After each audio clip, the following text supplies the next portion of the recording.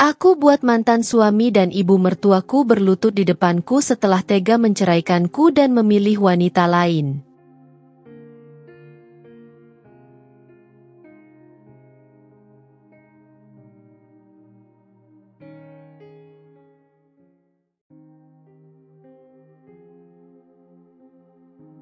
Aku hanyalah seorang wanita biasa, lahir dan besar dalam keluarga sederhana. Tidak ada yang benar-benar istimewa dariku. Aku bukan berasal dari keluarga terpandang, bukan seseorang yang memiliki banyak harta, dan bukan pula wanita dengan kecantikan luar biasa yang bisa membuat kepala orang-orang menoleh setiap kali aku lewat. Hidupku berjalan seperti biasa, bangun pagi, bekerja, lalu pulang untuk menikmati waktu bersama keluarga. Aku tumbuh dalam keluarga yang hangat, meskipun kami tidak memiliki banyak hal.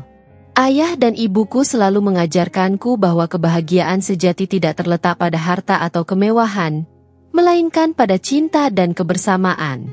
Aku percaya itu. Aku percaya bahwa selama seseorang mencintai dengan tulus, maka hidup akan terasa cukup. Aku tidak pernah membayangkan hidup yang penuh dengan kemewahan atau kisah cinta bak dongeng. Yang kuinginkan hanyalah hidup tenang bersama seseorang yang mencintaiku dengan setulus hati. Kemudian aku bertemu dengan Raka. Raka adalah kebalikan dari diriku. Ia berasal dari keluarga kaya raya, anak seorang pengusaha besar yang namanya dikenal di mana-mana. Ia tampan, cerdas, dan memiliki pesona yang membuat siapapun terpesona. Banyak wanita yang menginginkannya, dan aku hanyalah seseorang yang sama sekali tidak ada dalam bayangannya. Atau setidaknya, itulah yang kupikirkan.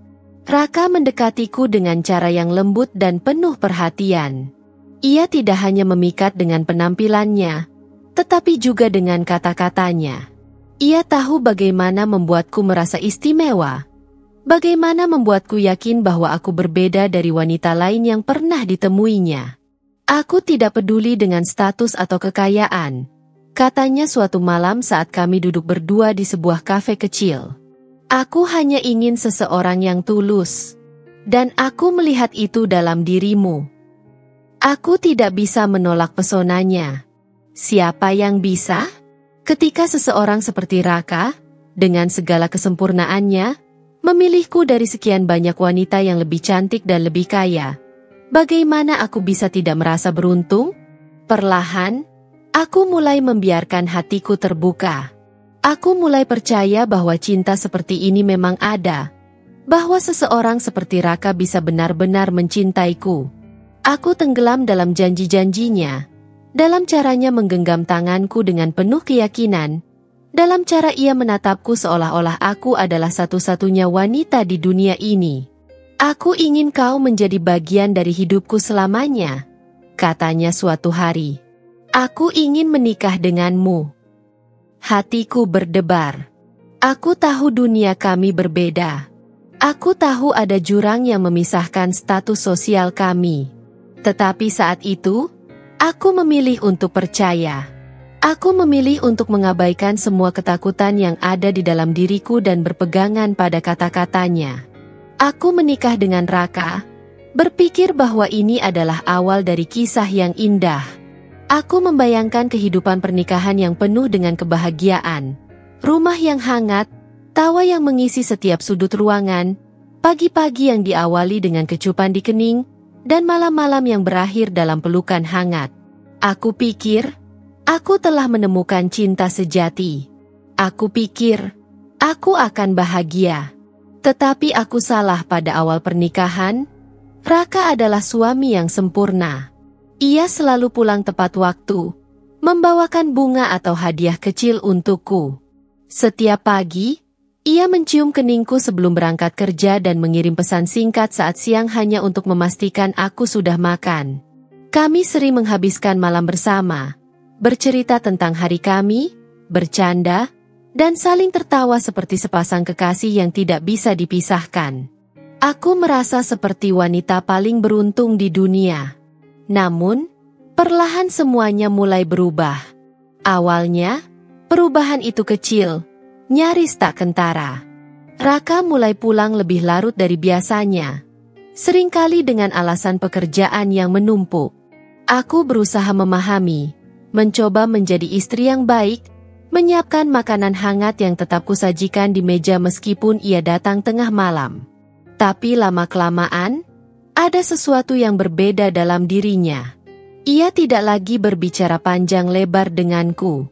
Setiap kali aku bertanya tentang harinya, ia hanya menjawab singkat, bahkan terkadang hanya mengangguk.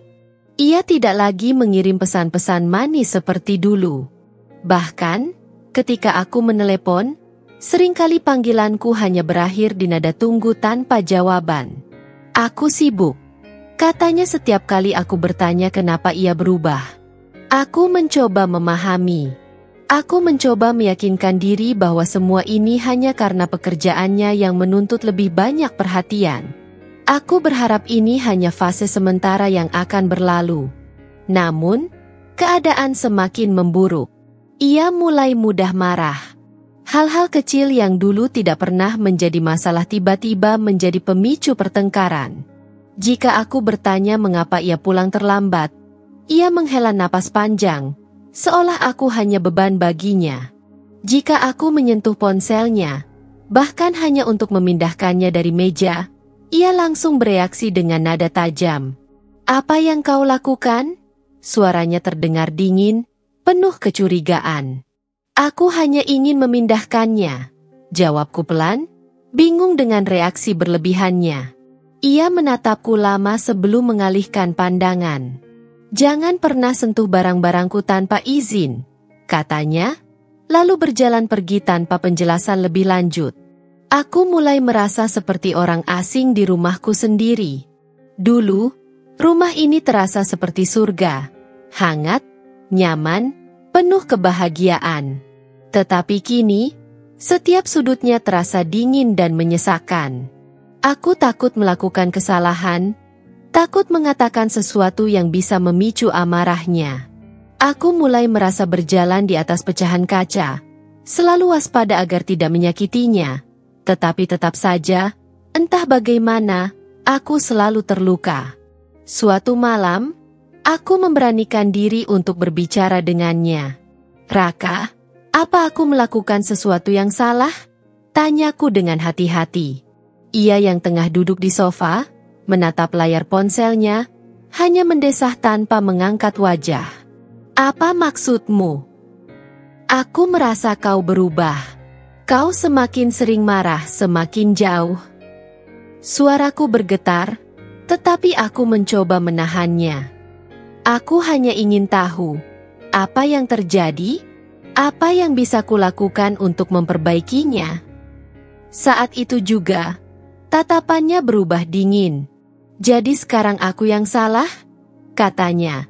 Suaranya penuh tuduhan. "Bukan begitu, aku hanya..." "Sudahlah, aku lelah. Jangan buat masalah dari hal yang tidak penting." Setelah itu, ia berdiri dan berjalan ke kamar, meninggalkanku sendirian di ruang tamu dengan hati yang semakin hancur. Malam itu, aku menangis dalam diam. Aku menggenggam erat selimutku, mencoba mencari kehangatan yang dulu selalu kudapatkan dari pelukannya. Tetapi, kini ia bahkan tidak lagi tidur di tempat yang sama denganku. Aku terus berharap bahwa ini hanya sementara. Bahwa Raka yang dulu akan kembali. Bahwa suami yang dulu begitu mencintaiku dan menjagaku masih ada di dalam dirinya. Aku mencintainya. Itu sebabnya aku memilih untuk bertahan. Aku tidak tahu harus berbuat apa lagi. Raka semakin berubah. Rumah yang dulu terasa seperti surga kini terasa seperti penjara. Setiap kali aku mencoba berbicara dengannya, ia hanya menanggapinya dengan dingin atau mengabaikanku sepenuhnya. Aku sendirian. Aku tidak bisa berbicara dengan keluargaku, karena sejak awal menikah, aku telah meyakinkan mereka bahwa hidupku akan baik-baik saja. Aku takut jika aku mengadu, mereka akan semakin khawatir. Aku takut mereka akan menyuruhku pulang, dan aku tidak ingin menyerah begitu saja. Akhirnya, Aku memutuskan untuk berbicara dengan seseorang yang kupikir masih bisa kuandalkan, ibu mertua. Ia adalah sosok yang anggun dan berwibawa, seorang wanita yang telah membesarkan Raka dengan tangan besi. Aku berharap, sebagai seorang ibu, ia akan memahami kegelisahanku. Aku berharap ia akan berbicara dengan Raka, menasihatinya agar berubah. Aku pergi ke rumahnya dengan hati yang penuh harapan, meskipun ada sedikit ketakutan yang menggelayuti hatiku. Saat aku tiba, ia duduk di ruang tamu, mengenakan pakaian elegan seperti biasa, dengan secangkir teh di tangannya. Aku menghela napas sebelum berbicara, mencoba mengumpulkan keberanian. "Ibu," panggilku pelan. "Aku ingin bicara sebentar." Ia menatapku dengan ekspresi datar, lalu meletakkan cangkirnya. "Apa?" Aku menelan ludah. "Ini tentang Raka." Alisnya sedikit terangkat, seolah ia tidak tertarik. "Apa yang terjadi dengan suamimu?" Aku menggenggam jemariku erat-erat, mencoba menenangkan kegelisahanku. "Akhir-akhir ini dia berubah, Bu. Dia sering pulang larut malam, sering marah tanpa alasan. Aku merasa seperti orang asing di rumahku sendiri. Aku tidak tahu harus bagaimana. Aku hanya ingin Raka yang dulu kembali." Aku menundukkan kepala, berharap kata-kataku akan menyentuh hatinya. Bahwa sebagai seorang ibu, ia akan merasa iba dan membantuku. Namun, saat aku mengangkat wajah, yang kulihat hanyalah tatapan dingin.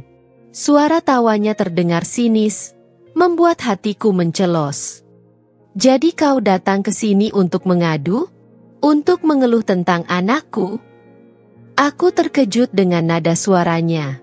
"Bukan begitu, Bu. Aku hanya ingin..." "Kau pikir menikahi anak saya itu mudah?" Ia menatapku dengan tatapan tajam. Suaranya penuh sindiran. "Kau pikir kau bisa mengeluh hanya karena suamimu sibuk bekerja? Kau pikir anak saya punya waktu untuk meladeni keluhan seorang perempuan lemah seperti kamu?"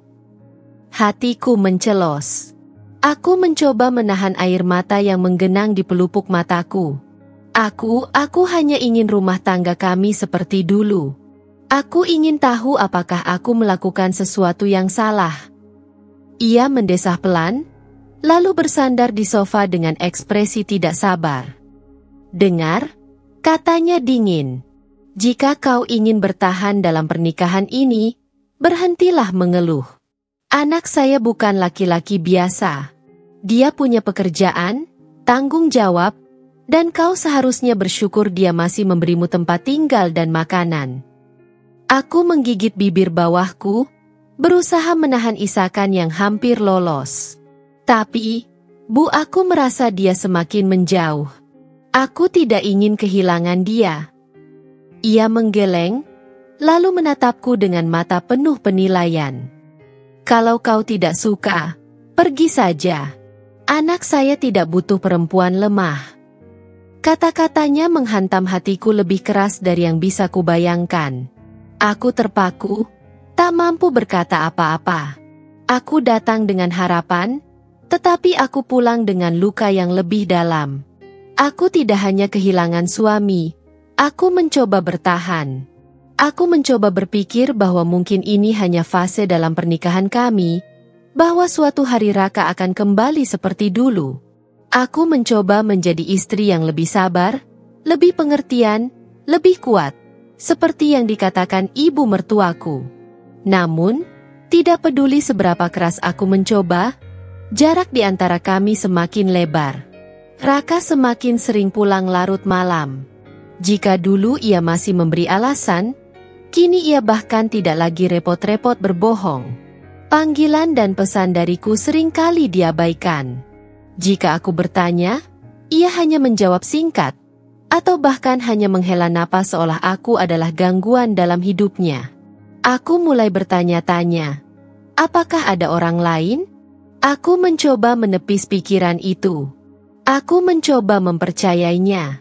Tapi semakin hari, perasaan itu semakin menggangguku, Seolah-olah ada sesuatu yang berteriak dalam benakku, menyuruhku untuk membuka mata. Kemudian, pada suatu malam, kecurigaanku berubah menjadi kenyataan. Seorang kenalan, seorang teman lama yang tak sengaja bertemu denganku di pasar, menatapku dengan ragu sebelum akhirnya berkata, "Aku tidak tahu apakah aku harus memberitahumu ini, tapi aku sering melihat Raka bersama seorang wanita." Jantungku berdegup kencang. "Apa maksudmu?" "Mereka sering terlihat di sebuah restoran di pusat kota. Aku kira itu bukan urusan siapa-siapa, tapi mereka terlihat mesra." Aku ingin menyangkal. Aku ingin berkata bahwa itu tidak mungkin, bahwa Raka mencintaiku, bahwa ia tidak akan mungkin mengkhianatiku seperti itu. Namun, dalam hati, aku tahu. Malam itu, aku tidak bisa tidur. Aku terbaring di tempat tidur yang dingin dan kosong, menatap langit-langit dengan pikiran yang penuh. Aku harus tahu kebenarannya. Aku harus melihatnya dengan mataku sendiri. Keesokan harinya, aku berbohong kepada Raka, mengatakan bahwa aku akan mengunjungi seorang teman. Tetapi sebenarnya, aku pergi ke tempat yang disebutkan temanku. Aku duduk di dalam mobil, menunggu dengan hati yang berdebar kencang. Dan kemudian aku melihatnya. Raka keluar dari mobil mewahnya, mengenakan kemeja mahal yang rapi. Ia tidak sendirian. Seorang wanita cantik turun dari mobil yang sama, mengenakan gaun anggun, rambutnya tertata sempurna, wajahnya bersinar dengan senyum yang penuh kebahagiaan. Mereka berjalan berdampingan. Lalu mereka bergandengan tangan. Dadaku terasa sesak. Aku ingin berpikir bahwa mungkin itu hanya pertemanan biasa. Mungkin aku hanya salah paham. Tapi kemudian, aku melihatnya tertawa, membelai rambut wanita itu dengan lembut. Sesuatu yang sudah lama tidak ia lakukan kepadaku. Aku tidak lagi ada dalam hidupnya. Aku hanyalah bayangan yang ia tinggalkan. Aku menggigit bibirku, berusaha menahan air mata yang menggenang. Hatiku hancur berkeping-keping saat melihatnya memperlakukan wanita itu dengan cara yang dulu hanya ia lakukan kepadaku. Aku ingin marah. Aku ingin keluar dari mobil dan berteriak padanya, menuntut jawaban. Tapi aku tidak bisa. Aku hanya duduk diam, menyaksikan suamiku yang dulu begitu kucintai, yang dulu berjanji akan melindungiku, kini menggenggam tangan wanita lain seolah-olah aku tidak pernah ada dalam hidupnya. Malam itu, aku pulang dengan hati yang hancur. Aku tidak lagi bertanya-tanya. Aku menunggu Raka pulang malam itu. Tidak seperti biasanya, kali ini aku tidak akan diam. Aku tidak akan pura-pura buta. Aku tidak akan membiarkan diriku terus dipermainkan. Ketika suara mobilnya terdengar di depan rumah, aku segera berdiri. Aku bisa merasakan jantungku berdetak kencang. Tapi aku mencoba menenangkan diri. Aku harus mendapatkan jawaban. Raka masuk ke dalam rumah tanpa melihat ke arahku. Seperti biasanya. Ia melepas jam tangannya dan berjalan melewatiku, seolah aku tidak ada. "Raka." Ia berhenti, tapi tidak menoleh. "Kita perlu bicara," kataku dengan suara bergetar. Ia menghela napas, lalu akhirnya menoleh dengan ekspresi jengah. "Bicara apa lagi?" Aku mencoba mencari keberanian dalam diriku. Aku tahu tentang dia. Raka menatapku dengan ekspresi datar. "Dia siapa?" Aku mengepalkan tangan, mencoba menahan gemetar di tubuhku. "Wanita itu. Wanita yang selalu bersamamu." Sekilas aku melihat sudut bibirnya terangkat. Ia tertawa kecil. Tawa yang membuat dadaku terasa semakin sesak. "Akhirnya kau sadar juga," katanya santai. Aku menatapnya dengan tidak percaya. "Jadi kau memang berselingkuh?" Ia tidak menjawab. Ia hanya berjalan ke sofa, duduk, dan menatapku dengan mata yang penuh ejekan. Kalau kau mau menyebutnya begitu, silakan. Aku merasa lututku lemas, tapi aku tidak boleh terlihat lemah di hadapannya. Kenapa, Raka? Apa salahku?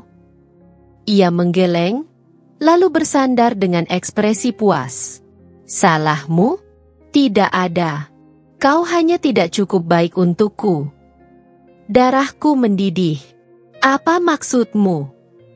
Kemudian, kata-kata berikutnya menghancurkan semua sisa harapan yang kupunya. Ibu yang memilihkan dia untukku, katanya tanpa ragu.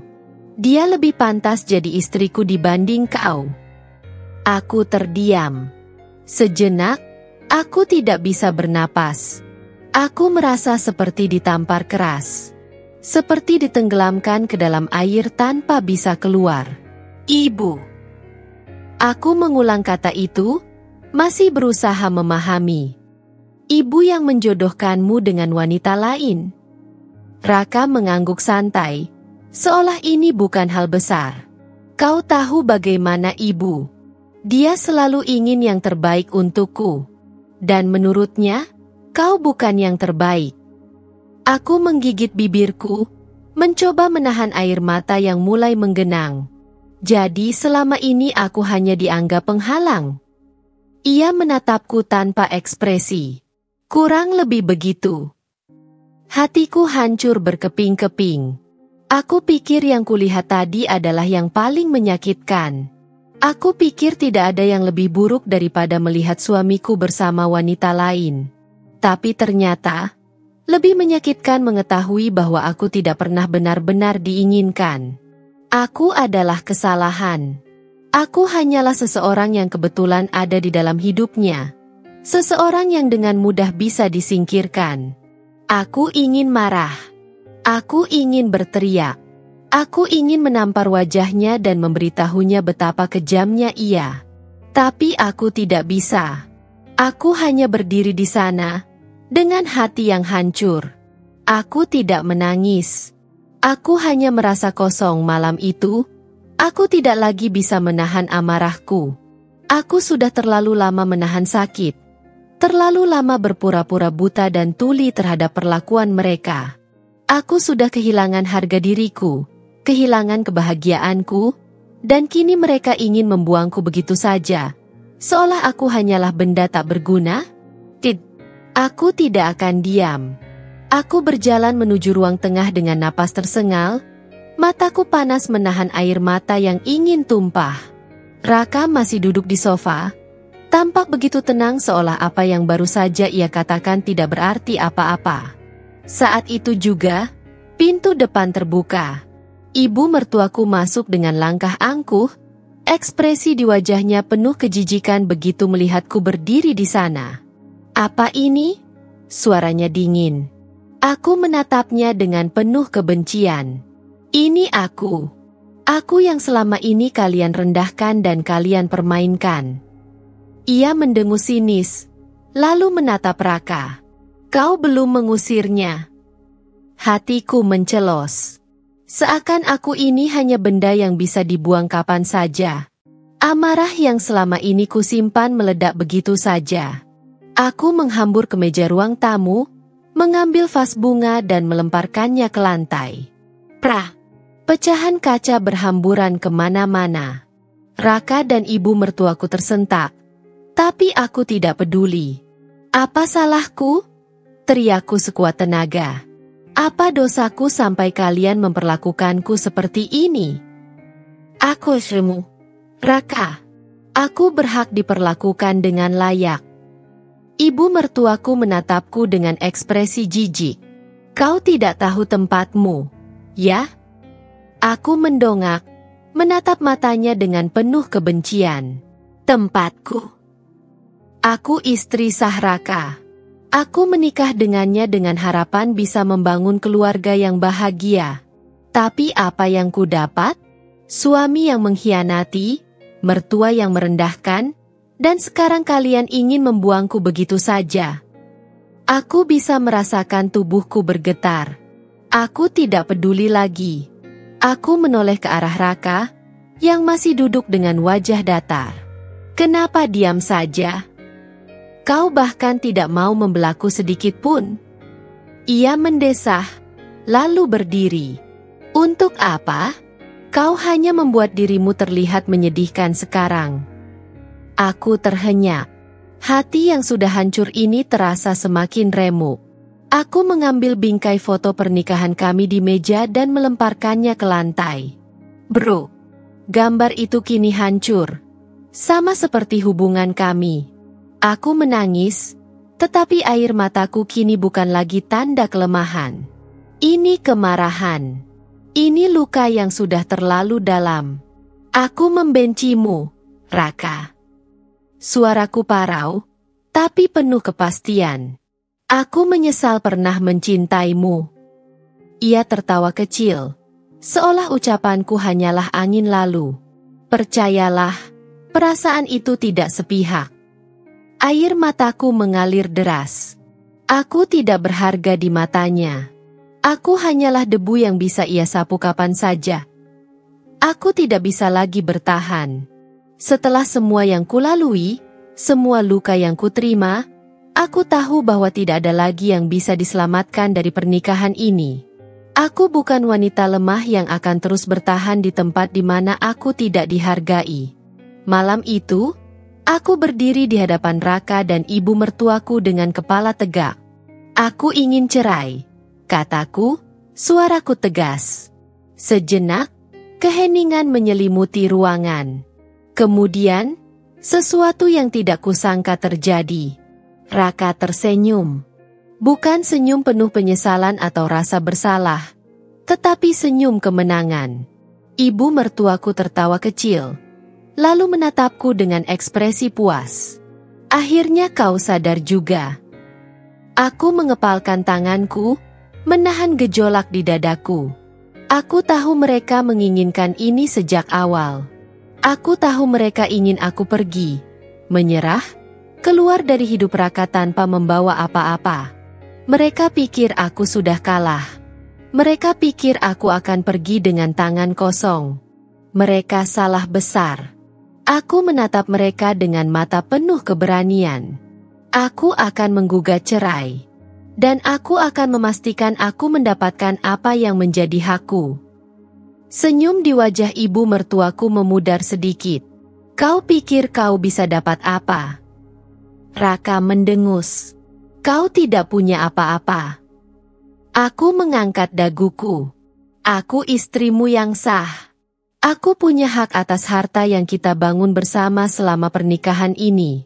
Kau pikir aku akan pergi begitu saja setelah semua yang kau lakukan?"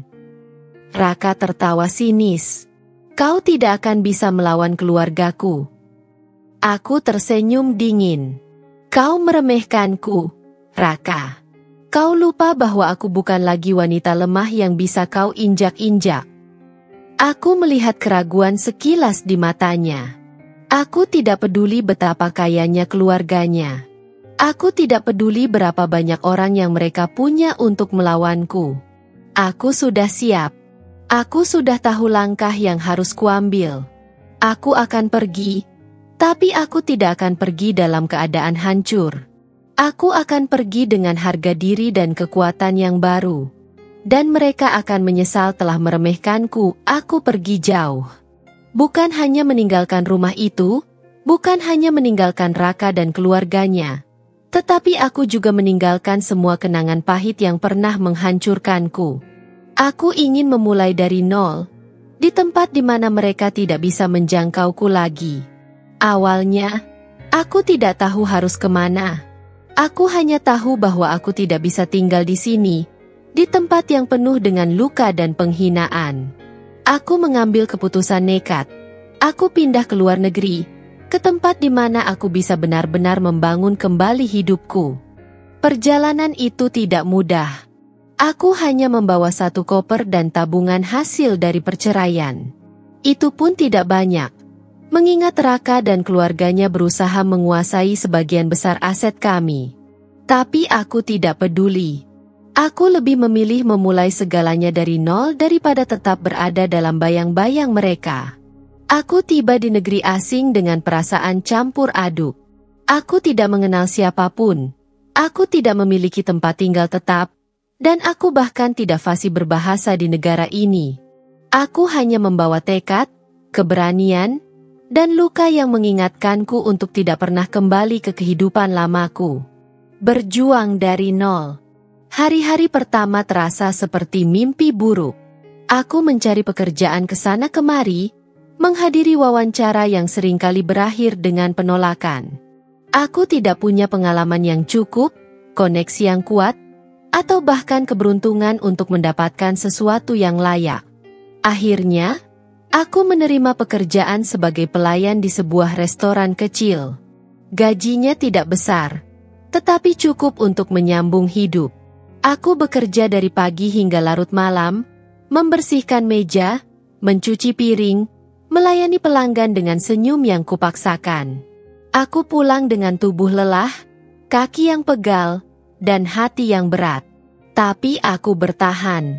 Saat istirahat, aku menghabiskan waktuku untuk belajar bahasa setempat. Aku membaca buku, menonton video, dan berlatih berbicara dengan rekan kerja. Aku tahu bahwa jika aku ingin maju, aku harus bisa beradaptasi. Setelah beberapa bulan bekerja, aku mendapatkan pekerjaan baru sebagai asisten administrasi di sebuah perusahaan kecil.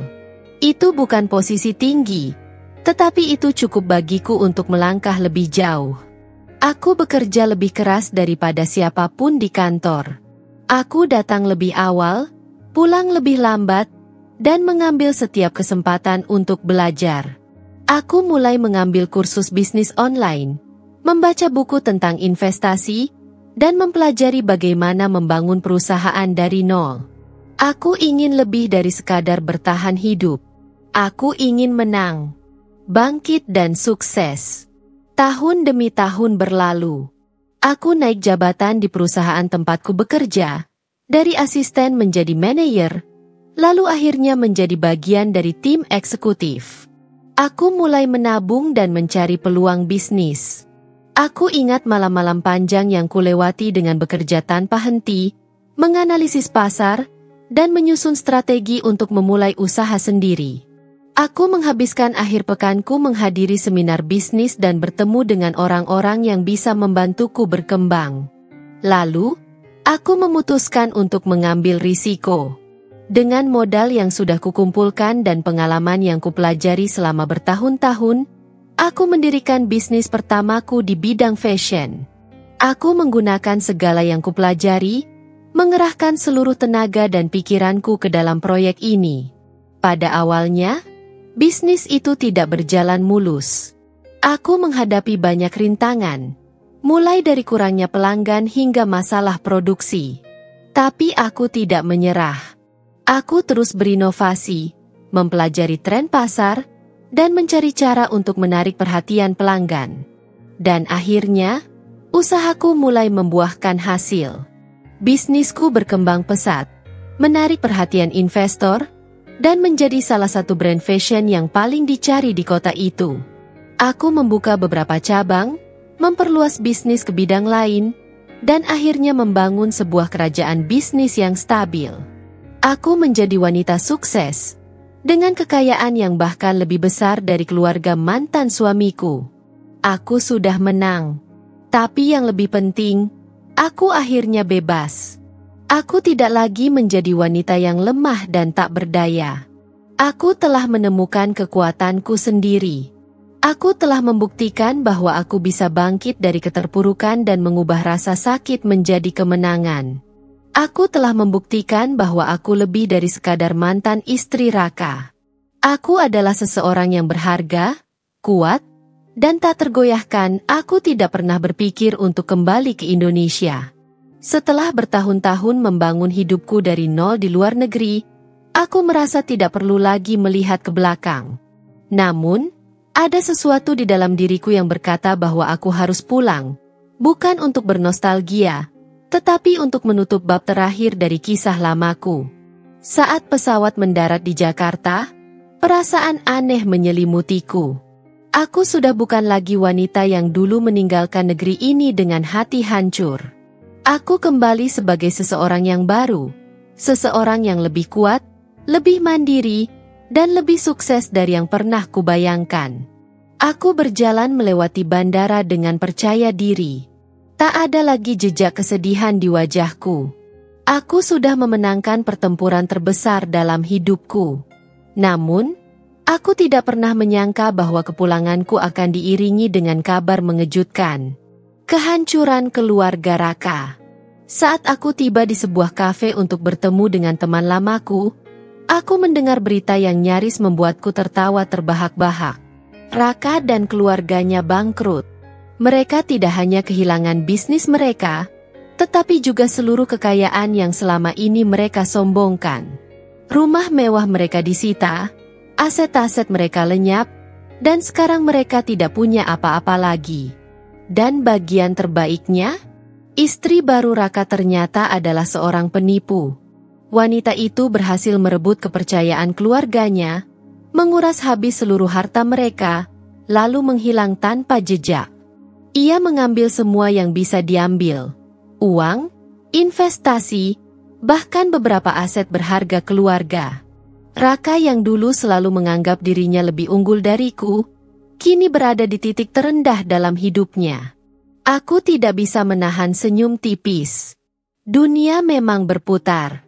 Aku pernah diperlakukan seperti sampah oleh mereka. Aku pernah dihina, dianggap tak pantas, dan dicampakkan begitu saja. Tapi lihatlah sekarang. Aku yang mereka kira akan hancur justru bangkit dan sukses. Sementara mereka yang dulu berkuasa kini jatuh dalam keterpurukan. Pertemuan yang tak terduga. Aku tidak berniat menemui Raka. Aku tidak peduli lagi padanya. Dan aku merasa tidak ada gunanya menengok masa lalu. Tapi takdir berkata lain. Aku sedang berjalan di sebuah pusat perbelanjaan ketika aku melihat sosok yang dulu begitu familiar. Raka. Namun, pria di hadapanku ini bukanlah pria yang kukenal dulu. Ia tidak lagi tampil rapi dan percaya diri. Wajahnya kuyu, tubuhnya lebih kurus, dan sorot matanya penuh kelelahan. Aku bisa saja berjalan melewatinya tanpa peduli. Tapi entah kenapa, aku berhenti. Ia menoleh ke arahku. Matanya membesar ketika mengenaliku. Kamu. Aku hanya tersenyum dingin. Lama tidak bertemu, Raka. Ia menatapku dengan ekspresi yang sulit kuartikan, antara terkejut, malu, dan mungkin sedikit menyesal. Kamu sudah kembali. Aku mengangkat bahu. Hanya sementara. Raka terdiam.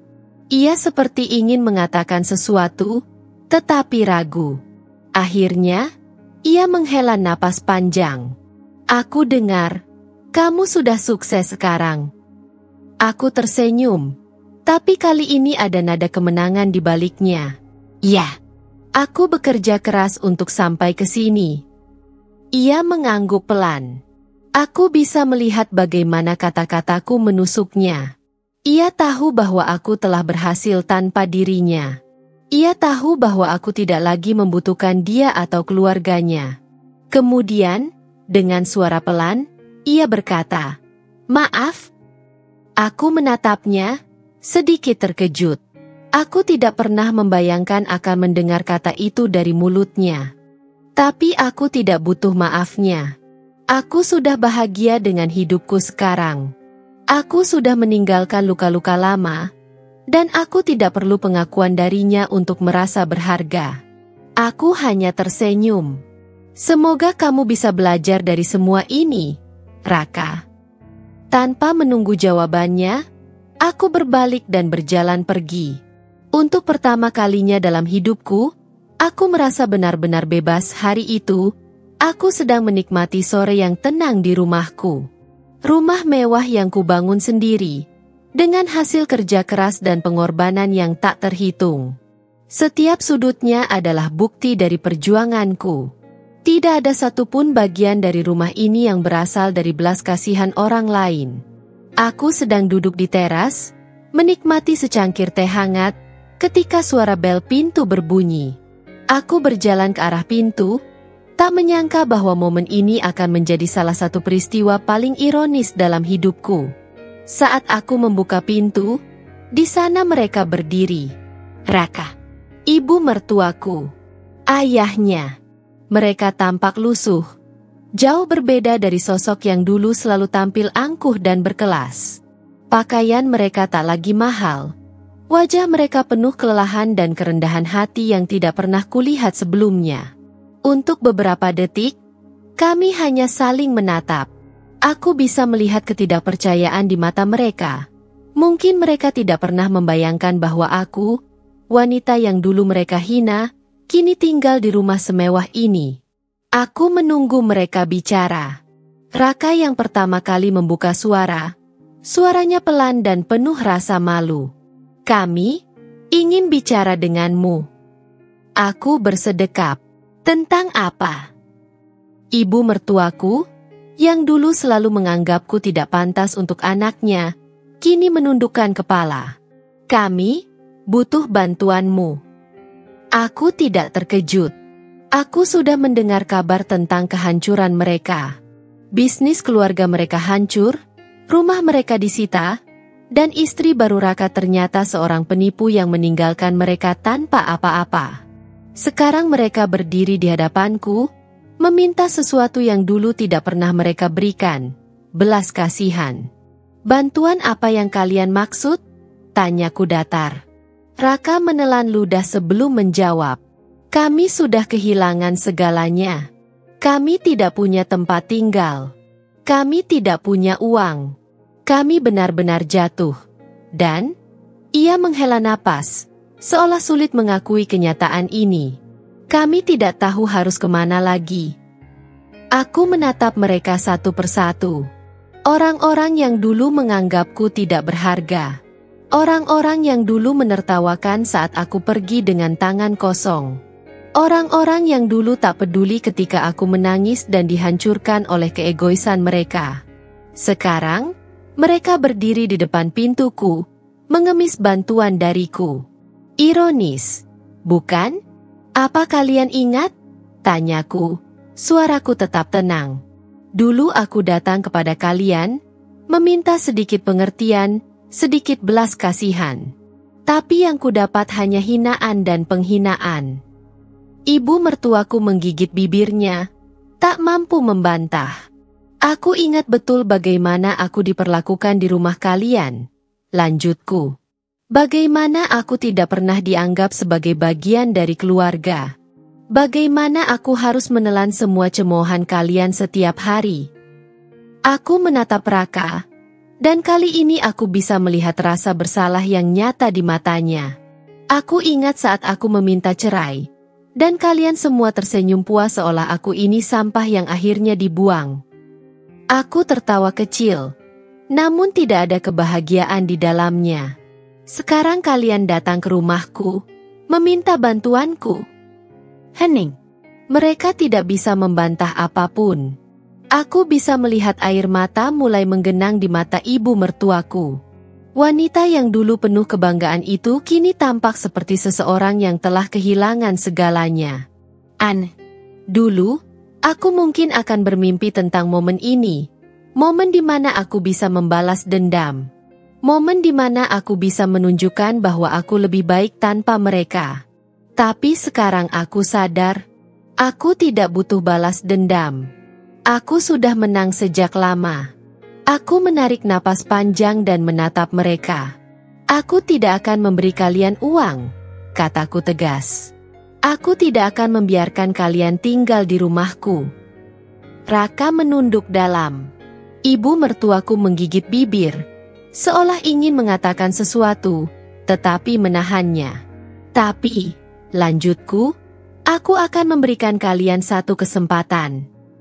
Mereka mengangkat wajah mereka, menatapku dengan penuh harap. Aku bisa memberikan kalian pekerjaan di salah satu perusahaanku, kataku.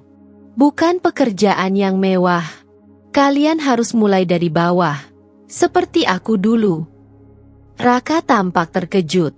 Kau bersedia membantu? Aku mengangkat bahu. Aku tidak seperti kalian. Aku tahu bagaimana rasanya jatuh. Dan aku tahu bagaimana rasanya harus bangkit sendiri. Mereka terdiam, mungkin tidak menyangka bahwa aku masih bisa menunjukkan sedikit kebaikan setelah semua yang mereka lakukan padaku. Aku melanjutkan, kalau kalian benar-benar ingin memperbaiki hidup, kalian akan mengambil kesempatan ini. Tapi kalau kalian masih berpikir bahwa kalian terlalu tinggi untuk bekerja keras, maka kalian bisa pergi sekarang. Aku menatap mereka satu persatu, menunggu jawaban mereka. Akhirnya, setelah beberapa detik yang terasa begitu panjang, Raka mengangguk pelan. Aku akan menerimanya. Ibu mertuaku tampak ragu, tetapi akhirnya, dengan suara nyaris tak terdengar, ia berkata, "Terima kasih." Aku tersenyum tipis. Dulu, aku adalah seseorang yang mereka hina dan buang. Sekarang, aku adalah seseorang yang mereka butuhkan. Aku menatap mereka, tidak tergerak sedikit pun oleh air mata yang mengalir di wajah ibu mertuaku. Tangisan yang sama, nada suara yang sama, memohon belas kasihan setelah semua yang mereka lakukan. Apakah mereka benar-benar menyesal? Atau hanya takut menghadapi kehidupan tanpa kemewahan yang dulu mereka anggap sebagai hak mereka? Ibu mertuaku menyeka air matanya. Suaranya bergetar. Aku tahu aku salah. Nah, kumohon, bantulah kami hanya sedikit modal untuk memulai lagi. Aku memperhatikannya dalam diam. Dulu, saat aku datang kepadanya dengan mata penuh air mata, memohon sedikit kasih sayang, yang kudapat hanya hinaan dan tatapan penuh kebencian. Sekarang dia berdiri di hadapanku, melakukan hal yang sama yang dulu dia anggap lemah. Raka, yang sejak tadi diam, akhirnya ikut berbicara. Aku menyesal telah meninggalkanmu, katanya, suaranya lirih, penuh kepura-puraan. Aku menoleh ke arahnya, dan saat mata kami bertemu, aku melihatnya mencoba memainkan ekspresi sedih yang dulu mungkin bisa membuatku luluh. Dulu, aku akan menangis mendengar kata-kata itu. Dulu, aku akan memberikan segalanya hanya untuk mendengar dia mengatakan bahwa dia menyesal. Dulu, aku mungkin masih mencintainya. Tapi waktu telah mengubah segalanya. Aku tertawa kecil, bukan karena lucu, tapi karena ironi dalam situasi ini begitu menyakitkan sekaligus memuaskan. Kalian menyesal? Tanyaku pelan. Raka mengangguk cepat. Iya, aku. Tidak, potongku tegas. Kalian tidak menyesal karena menyakitiku. Kalian hanya menyesal karena hidup kalian tidak seperti dulu. Aku bisa melihat wajah mereka menegang. Aku mengenal kalian terlalu baik. Lanjutku, suaraku tetap tenang. Kalau kalian masih punya uang, kalau bisnis kalian masih berjalan, aku ini tetap tidak akan berarti apa-apa bagi kalian. Ibu mertuaku membuka mulutnya, ingin membantah, tapi aku mengangkat tangan, menghentikannya. Jangan bohong, kataku tajam. Jangan mencoba meyakinkanku dengan tangisan palsu itu. Raka mengepalkan tangannya. Mungkin tidak terbiasa dipermalukan seperti ini.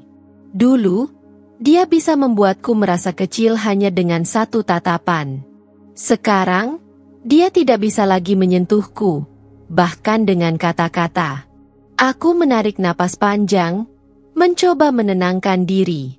Bukan karena aku marah, tapi karena aku muak dengan kebohongan mereka. Kalian tahu apa yang membedakan kita sekarang? Tanyaku. Mataku menatap lurus ke arah mereka. Dulu aku jatuh dan bangkit sendiri. Sementara kalian jatuh, dan satu-satunya hal yang bisa kalian lakukan adalah menangis dan meminta orang lain menolong kalian. Hening. Aku melanjutkan, aku sudah menawarkan pekerjaan pada kalian. Kalau kalian benar-benar ingin berubah, kalian akan mengambil kesempatan itu. Ibu mertuaku terdiam, wajahnya mengeras. Mungkin karena dia sadar aku tidak akan memberikan mereka apa yang sebenarnya mereka inginkan. uang dengan cara instan. Raka menunduk. Gengsinya jelas berperang dengan kenyataan yang harus dia hadapi. Aku tidak menunggu lebih lama. Keputusan ada di tangan kalian, kataku sambil melangkah mundur ke dalam rumah. Tapi satu hal yang pasti, aku tidak akan jatuh 2 kali untuk orang yang sama. Tanpa menunggu jawaban mereka, aku menutup pintu. Tangisan di luar masih terdengar. Tapi kali ini, aku tidak peduli. Aku tersenyum tipis, menatap mereka yang berdiri di depan rumahku. Dulu mereka memandangku rendah, sekarang mereka yang meminta belas kasihan. Ah, betapa dunia ini berputar begitu indah. Aku ingat malam-malam panjang di mana aku menangis dalam kesepian, berharap ada seseorang yang peduli.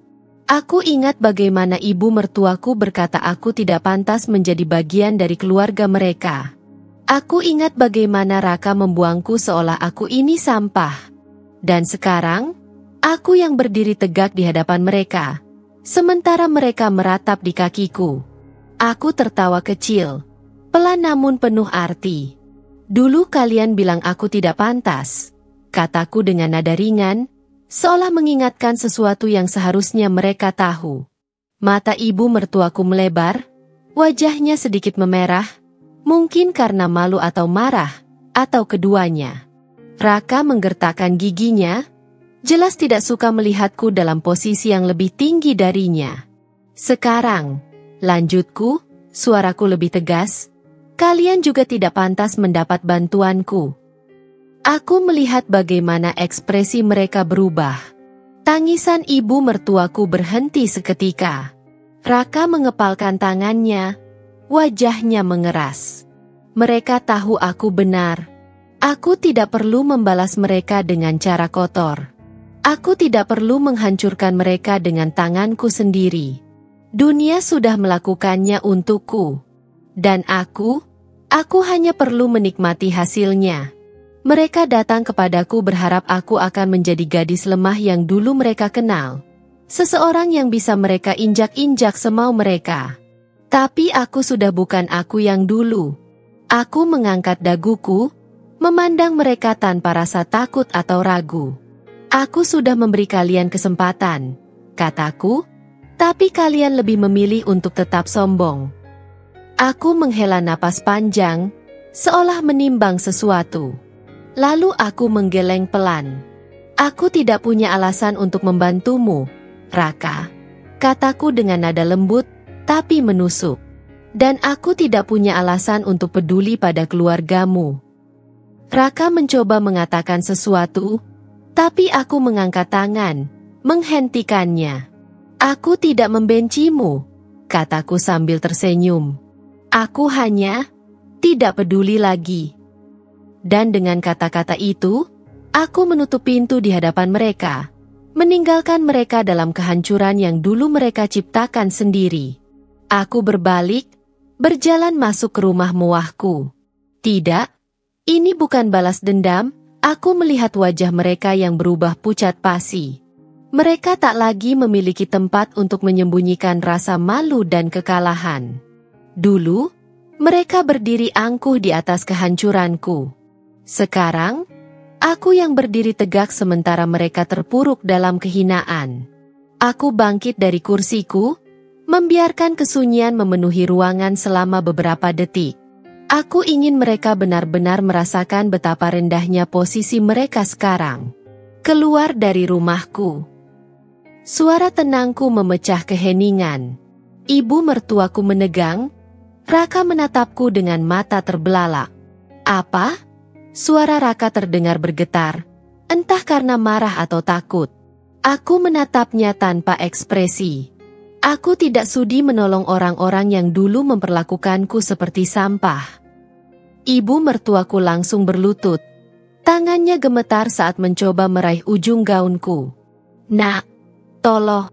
Kami benar-benar tidak punya apa-apa lagi. Kami sudah kehilangan semuanya. Aku mundur selangkah, menjauh dari sentuhannya. Dulu, saat aku menangis dan memohon, "Apa kau peduli?" tanyaku tajam. Ibu mertuaku terdiam, Wajahnya semakin pucat. Raka mengepalkan tangannya. Suaranya penuh amarah yang tertahan. Jadi ini caramu membalas dendam? Aku mengangkat alis, lalu tersenyum kecil. Ini bukan balas dendam, Raka. Aku mendekatkan wajahku sedikit kepadanya. Ini karma. Aku berbalik dan memberi isyarat kepada satpam di depan rumah. 2 orang pria berbadan tegap segera mendekat. Tolong antar mereka keluar. Pastikan mereka tidak kembali lagi, ucapku tanpa menoleh. Ibu mertuaku langsung menangis histeris. Tolong, nak, aku mohon. Tapi aku tidak peduli. Aku mendengar suara Raka mengumpat pelan saat kedua satpam mulai menggiring mereka keluar. Dasar perempuan tidak tahu diri. Kalau bukan karena aku, kau tidak akan jadi seperti ini. Raka berteriak. Suaranya penuh amarah dan keputusasaan. Aku berbalik dan menatapnya tajam. Kau benar, Raka. Kalau bukan karena kau menghancurkanku dulu, aku tidak akan tumbuh sekuat ini. Raka terdiam, wajahnya merah karena marah. Aku menatapnya dengan dingin untuk terakhir kalinya sebelum membalikkan badan, melangkah pergi tanpa melihat ke belakang. Di luar, suara ibu mertuaku yang menangis dan suara Raka yang mengumpat masih terdengar samar. Tapi aku tidak peduli. Mereka sudah mendapatkan apa yang pantas mereka terima. Dan aku sudah bebas. Aku berdiri di ambang pintu, menyaksikan mereka berjalan pergi dengan kepala tertunduk. Pakaian mereka lusuh, langkah mereka berat, dan harga diri yang dulu mereka banggakan kini telah hancur berkeping-keping. Dulu, aku yang merasakan kehancuran itu. Dulu, aku yang menangis dalam kegelapan tanpa ada siapapun yang peduli. Tapi kini, semua telah berbalik. Ada kelegaan yang mengalir di dalam dadaku. Aku telah memenangkan pertarungan ini, bukan hanya dengan kekayaan, tetapi dengan harga diri yang tidak bisa mereka injak lagi. Namun, saat aku menutup pintu dan berjalan kembali ke dalam rumah, aku menyadari sesuatu. Rasa puas yang kuharapkan ternyata belum sepenuhnya datang. Luka itu masih ada. Tidak lagi menyakitkan, tapi tetap ada. Aku menghela napas panjang. Mungkin, tidak ada kemenangan yang benar-benar sempurna. Mungkin, kebahagiaan sejati bukan tentang melihat mereka jatuh, tapi tentang bagaimana aku bisa terus melangkah tanpa perlu menoleh ke belakang lagi. Aku melirik ke arah cermin di dinding, menatap bayanganku sendiri. Aku bukan lagi wanita yang lemah dan tak berdaya. Aku telah bertahan, aku telah berjuang, dan aku telah menjadi seseorang yang bahkan tidak pernah kuimpikan dulu. Dan itu sudah lebih dari cukup. Dengan senyum tipis di wajahku, aku berjalan menuju jendela, menatap langit senja yang mulai meredup. Hari baru akan datang, dan aku siap menyambutnya. Tanpa bayang-bayang masa lalu yang menghantuiku lagi, aku berdiri di depan jendela besar rumahku, menatap kota yang gemerlap di bawah langit malam. Cahaya lampu berkelap-kelip, kendaraan melintas dengan kilatan merah dan putih, dan di kejauhan, suara kehidupan malam bergaung seperti irama yang tak pernah berhenti. Dulu, aku akan menatap pemandangan seperti ini dengan hati kosong. Dulu, aku akan berpikir bahwa aku tidak pantas untuk semua ini. Tapi sekarang, aku tersenyum. Aku telah berjuang, aku telah jatuh, dan aku telah bangkit kembali. Aku bukan lagi wanita yang rapuh. Aku bukan lagi wanita yang mengemis cinta dan perhatian. Aku bukan lagi wanita yang menggantungkan hidupnya pada orang lain. Dulu, aku menangis saat kehilangan mereka. Dulu, aku merasakan pedihnya dihina, ditinggalkan, dan dianggap tidak berharga. Aku ingat betul malam-malam penuh air mata. Aku ingat bagaimana aku menatap ke cermin dengan wajah penuh luka, bertanya-tanya apakah aku memang tidak cukup baik. Aku ingat setiap penghinaan yang terlontar dari mulut ibu mertuaku. Anak saya tidak butuh perempuan lemah. Aku ingat bagaimana Raka tertawa sinis di hadapanku, seolah aku ini hanya debu yang bisa disapu kapan saja. Aku akan menceraikanmu. Dia lebih pantas jadi istriku dibanding kau. Lalu, aku ingat saat mereka datang ke rumahku beberapa tahun kemudian, dengan wajah penuh kepalsuan, meminta bantuanku. Memohon dengan suara bergetar. Berharap aku cukup bodoh untuk jatuh dalam jebakan mereka lagi. Tapi mereka lupa. Aku bukan lagi wanita yang sama. Aku telah berubah. Aku telah menjadi seseorang yang lebih kuat. Dan yang lebih penting, aku telah menemukan siapa diriku sebenarnya. Aku menatap bayanganku di kaca jendela. Perempuan yang berdiri di sana bukan lagi perempuan yang pernah mereka hina. Dia adalah perempuan yang bertahan meskipun dunia mencoba menghancurkannya. Dia adalah perempuan yang bangkit meskipun hatinya pernah hancur berkeping-keping. Dia adalah perempuan yang tidak membutuhkan siapapun untuk membuatnya merasa berharga. Aku telah menemukan kekuatanku sendiri. Aku mengambil napas dalam-dalam, membiarkan rasa puas menyelimuti hatiku. Mereka boleh saja datang, menangis, meminta belas kasihan. Tapi aku tidak akan pernah kembali ke masa lalu. Aku bukan lagi wanita yang lemah. Aku tidak butuh mereka. Aku tidak akan pernah membutuhkannya. Dengan langkah mantap, aku membalikan badan dan berjalan pergi dari jendela, meninggalkan bayang-bayang masa lalu di belakangku. Masa depanku sudah menunggu. Dan untuk pertama kalinya dalam hidupku, aku benar-benar bebas.